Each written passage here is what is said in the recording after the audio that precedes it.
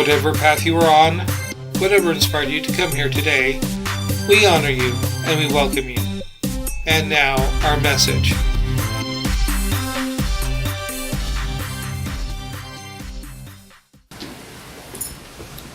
Closing your eyes, being still and realizing the oneness of Spirit, the oneness of God, the oneness of love. And let us contemplate this falling into the arms of love. I surrender. I let go. I release what is holding me. And I let love. Being here this morning to realize where we are, what we're doing, who we are, that we are living in the presence of the One. Divine intelligence, ultimate reality, Spirit, God, Source, love. That we are here to learn, to grow, to be, to share, and to love. May this be our quest today and tomorrow. May we know that we are whole and complete, that we are loved, that we are lovable, that we are loving.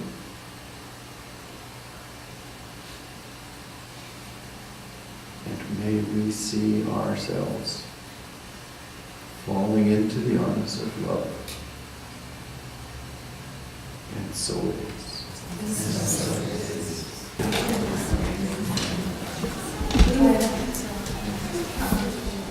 Wow. So I know that let me check the time. Okay, we're just right on time. We always are right on time. Can you all hear me?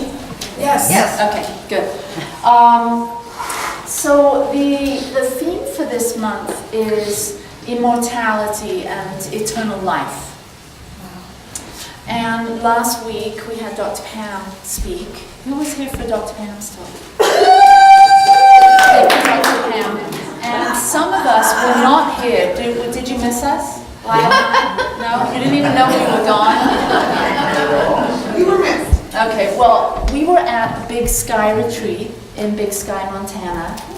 And it was an amazing conference. It's the longest running New Thought Gathering Conference retreat. And this was its 40th year. Oh, wow. And the wonderful thing about it is one of our members, Dr. Clark Auden, many of you know Dr. Clark. He is a member here at the Satya Center and as well at the Center for Spiritual Living in Salt Lake. He was one of the founding charter members of that retreat. And so he was there. And so he's been around for a long time in New Thought.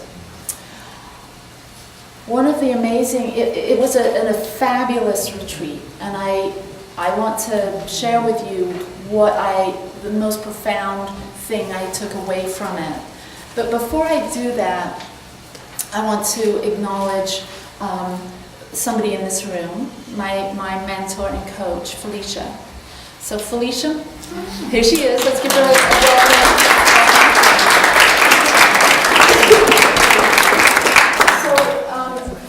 I met Felicia a year ago at the Big Sky Retreat. So Big Sky 2014, Michael and I met Felicia, and we made a decision at that retreat to start working with Felicia. And for 12 months, we've been working very closely and very intensely, and she's been helping me to become a more empowered leader here at the Satya Center, and helping me to grow and expand and get rid of some of the things, or old habits and behaviors that weren't serving me as the leader. And so I feel that we've made great progress and great strides in growing our ministry here as the Satya Center, with a lot of thanks to Felicia. So thank you so much.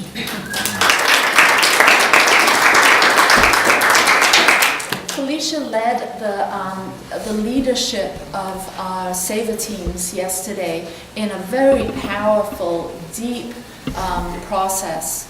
And so for those of you that came and experienced that, thank you so much. And we look forward to really implementing those teachings and sharing them with you through our different teams. So what did I learn at the Big Sky Retreat? Well, the title of it was Love Prevails. Here's the program if any of you want to have a look at it, because we had an amazing keynote speaker, the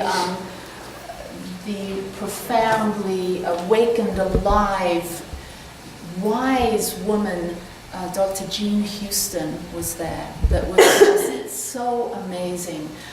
We had other fabulous teachers like Mary Morrissey, and many of you have taken the Abundance Prosperity Plus course 1 and 2, and you've experienced Mary's teachings.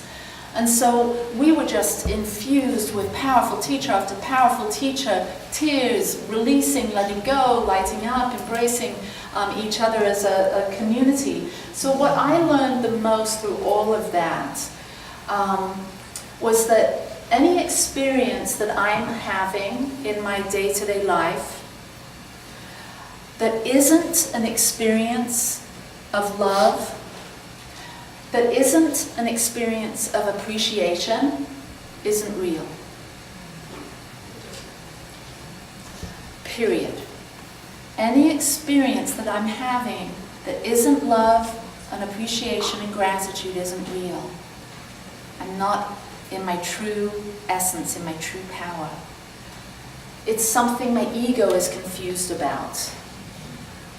And that when I'm free of the stories that my ego makes up, then love prevails.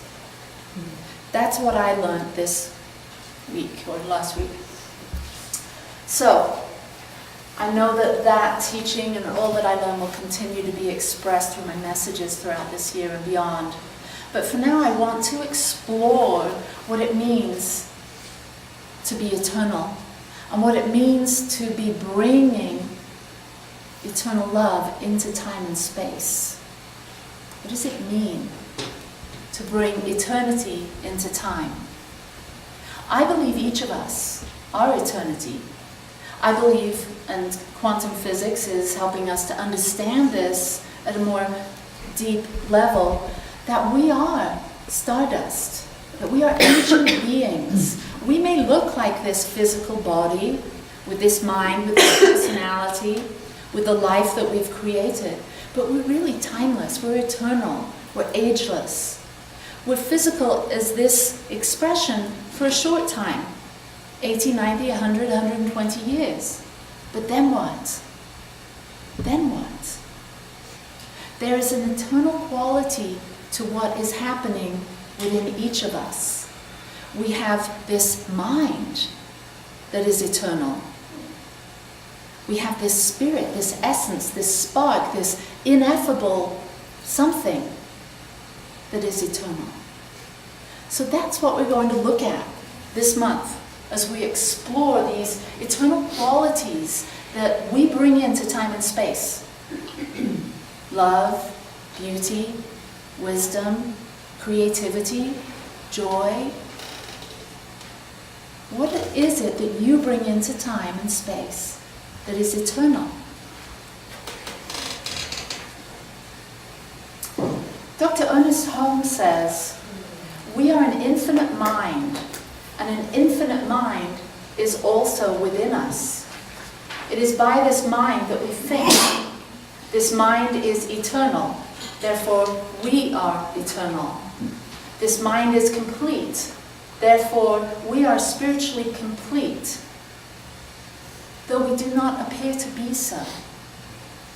So we can have confidence that even though we struggle, even though we have our ups and downs, that there is an aspect, there is a part of us that is much wiser, much broader, that we can tap into, this mind that isn't just unique to us.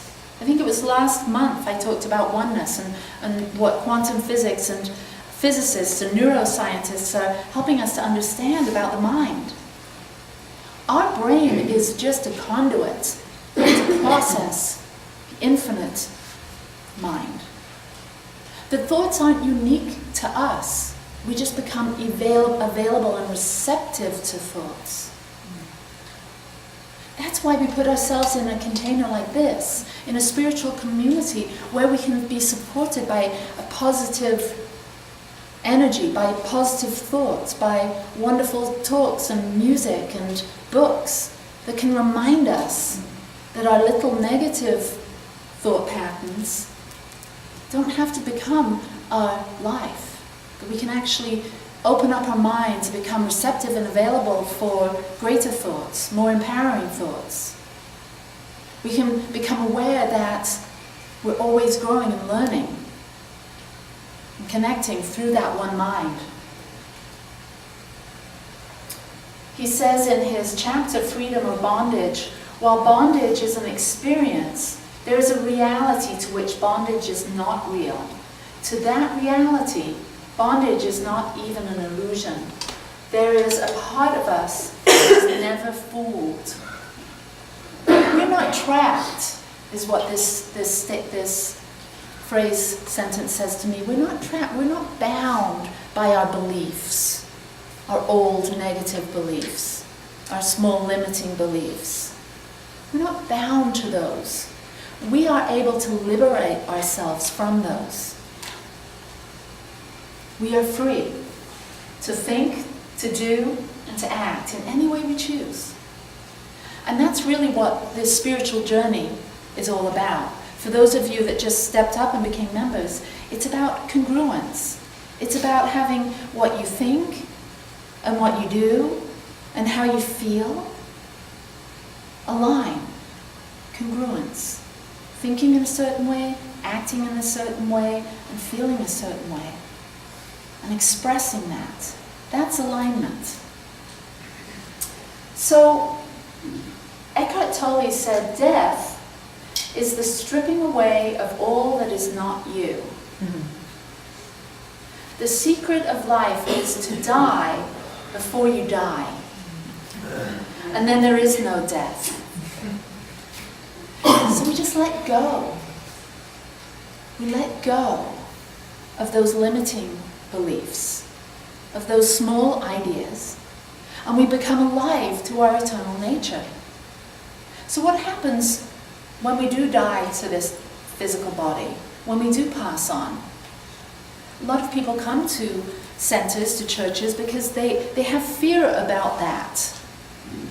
So in my studying for this message, I researched Dr. Ibn Alexander. Has anyone read his book on, what was the name of it? Proving Heaven? Proof of Heaven. Now, Dr. Ibn Alexander is a neurosurgeon that became ill with meningitis, and he spent a week in a coma. And before that, he had no real spiritual feelings or ideas about death or what happened afterwards. But he beat the odds and he made a miraculous full recovery. And he wrote this book, Proof of Heaven, a neurosurgeon's journey into the afterlife, in which he describes his near-death experience and asserts that science can and will determine that heaven really does exist. Maybe not heaven in the way some of the other traditions describe it, but something after this experience. An experience after this experience. Whilst his brain had no sign of activity, the neocortex was completely shut down and under attack of this meningitis. His experience as he had it, he wrote the whole book on this experience, and it's wild. It's a wild experience that he had. So that whole thing was not happening in his brain, as many scientists say. They say, oh, that wasn't a near-death experience. It was your brain doing what it does as it's going into the death mode. That wasn't the case, because they were monitoring his brain, and the neocortex had no activity, and he describes it as actually just swimming in this pussy whatever. So no brain activity, but he comes out with this amazing recount of what happened. And his son, who's also a neuroscientist, neurosurgeon, told him, as he helped him process through this journey of coming back, of rebooting his mind, because for a while he was just out of it. And his son said, do not read any material on near-death experience until you've written this all out. So he wrote it all out. And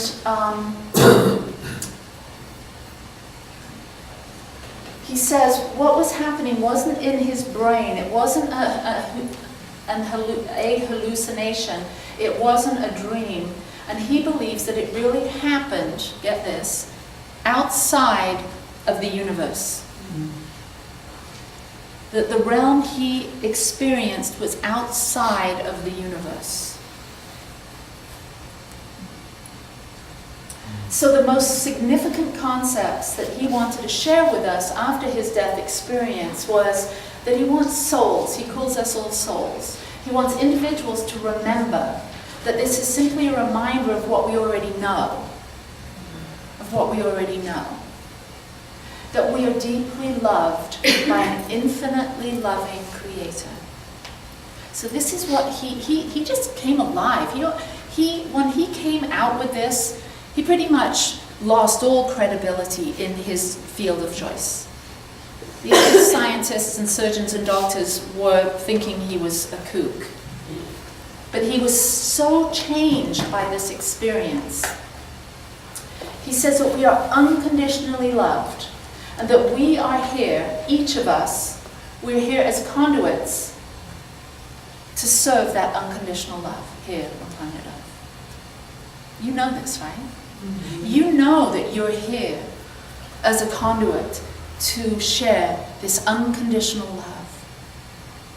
Call it God, call it power, call it whatever you call it. I call it unconditional love, beauty. That's what we're here for. To share that and share it abundantly, and to show compassion and forgiveness, and to know that we're loved and we're free to give out that love, and that this has tremendous healing power. If we could just remember this, that we are here because we are so loved, and we are here to give and share this love, and that is what will unite and bring us into this unified field of oneness and awaken us so that we stop doing this nonsense that we do around the world. Pointing fingers, wars, me and you, us and them.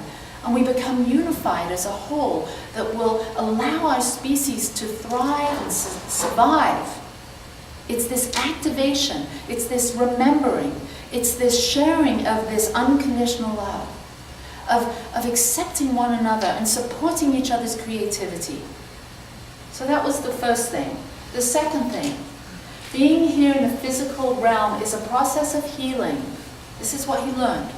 It's a process of learning and growing, and all the difficulties, struggles, challenges we experience are all opportunities for spiritual growth. Do you believe that? Do you believe that the things that you experience in your life, those particular individuals that are your biggest challenges, that those are just spirit in disguise, helping you to learn more about how you can be more loving? That every opportunity that arises, the good and the not so good, are just opportunities for us to get clearer and clearer about who we are and what we're here to do. He believes that we continue to come back into this physical realm in many incarnations to learn together with our soulmates. Now that's something you might believe in, may not. Something he does. So that gave me room for thought. So we're on this eternal journey maybe. And this lifetime is just one opportunity to work through this. What happens next? It gives me a greater sense of, there's more. There's more. And then there's a realm that is more real than this one. This is what he's calling heaven. There is a realm that is more real than this one. And he actually came out of his experience, his coma, knowing this so profoundly that this experience, this life experience that he's having now, somehow isn't as real as the experience he had for those 7 days. How does that feel? Does that make the dying experience seem a little less scary? To know that there's individuals that have had that experience and come back and said that that experience is more real, more lovely, more delightful, more... And he says, I didn't see with my eyes, and I didn't hear with my ears. I was part of everything that I was experiencing. But watch his videos. He was a butterfly, he was a forest, he was everything. And you get such a sense of it.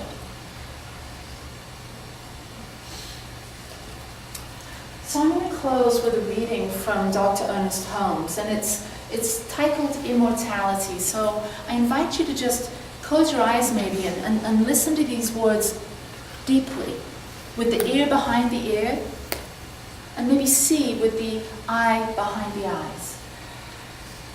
While it is true that the soul needs a physical body on this plane, it will certainly not need one on the next. Jesus said, "In my Father's house there are many mansions." He also said that flesh and blood do not inherit the next plane. They must be left behind. The soul is only lightly connected with this body. Even while functioning through it, it is really independent at all times. This body is merely a physical organ. It is the body that dies and not the soul. We should remember that we are spirits functioning on this plane, but transcendent of it. We are fourth-dimensional beings, functioning in, but not confined to, a three-dimensional world. Death loses its sting, the grave its victory, when we realize the eternity of our own being. Nature will not let us stay in any one place too long. She allows us to stay just long enough to gather the experience necessary to the unfolding and advancement of the soul. This is wise, for should we stay here too long, we would become too set, too rigid, too inflexible. She demands the change in order that we may advance. When the change comes, we should welcome it with a smile on the lips and a song in the heart. It is human to grieve over the loss of dear ones. We would not wish it to be otherwise. We love them and cannot help missing them. But a true realization of immortality and the continuity of the individual soul will rob our grief of any sense of hopelessness. We shall know that their life still flows with the current of eternity. We shall feel that we have not lost them. They have only gone before. Let us learn to view eternity as a continuity of time, forever and ever expanding, until time as we now experience it shall be no more. Realizing this, we shall see in everyone a budding spirit, a becoming God, an unfolding soul, an eternal destiny. We are born of eternal day, and the spiritual sun shall never set upon the glory of our being, for it is the coming forth of God into expression, into self-expression. Every human is an incarnation of eternity, a manifestation of the infinite. No one need prepare to meet their God. We are meeting God every day and each hour in every day. We meet God in the rising sun, in the flowing stream, in the budding rose, in the joy of friendship and love, and in the silence of our own soul.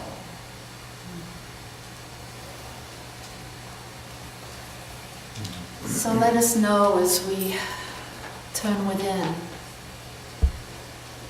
that there is only one life, eternal life. There is only one mind, eternal mind.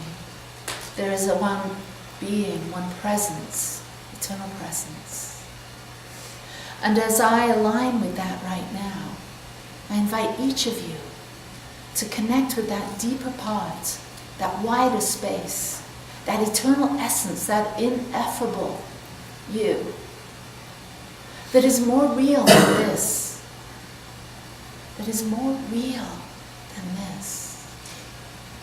And as you align and activate that part of you, those ears behind the physical ears, that eye behind the physical eyes, let us know this together as I speak this word, activating the divine creative process into action.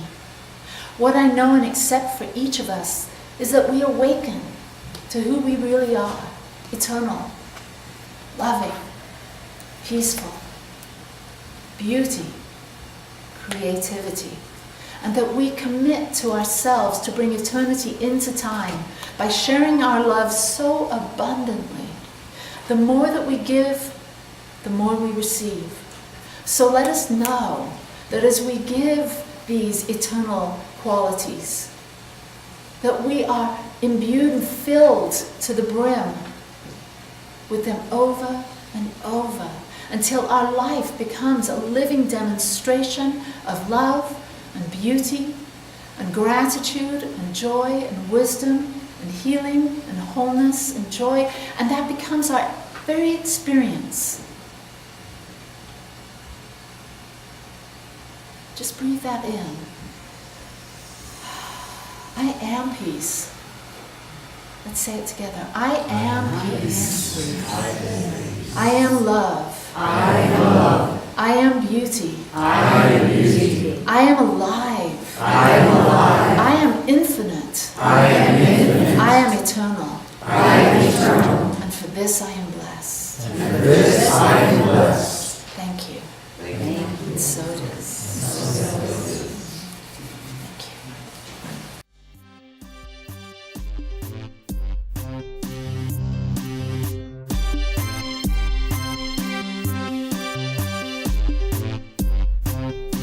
Thank you for blessing us with your presence today and being a part of the Satya Center. You're invited to join Reverend Ali and Reverend Lyle each Sunday morning at 10 a.m. for your dose of connection, inspiration, and co-creation. The Satya Center is located at 795 24th Street, Ogden, Utah. For directions, a map, and our service times, please see our website, thesatyacenter.org. This program was brought to you by the kind donations from the members of the Satya Center. Thank you.